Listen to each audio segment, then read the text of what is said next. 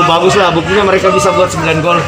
Ya. Kerjasama di depan bagus. Ya lumayan bagus lah. Ya. Coach, dari friendly yang pertama sampai yang keempat ini ada kemajuan lagi dari Enggak ada ya, saya pikir pemain semua sudah on fire ya.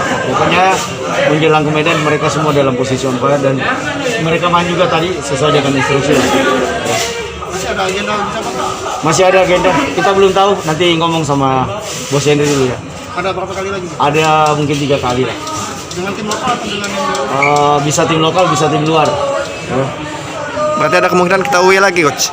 Kalau away nggak ada, mungkin di sini semua langsung. Iya. Latihan malam belum ada. Kita belum ada program untuk latihan malam. Tetap sore di Bumi, hari Senin sore di sini.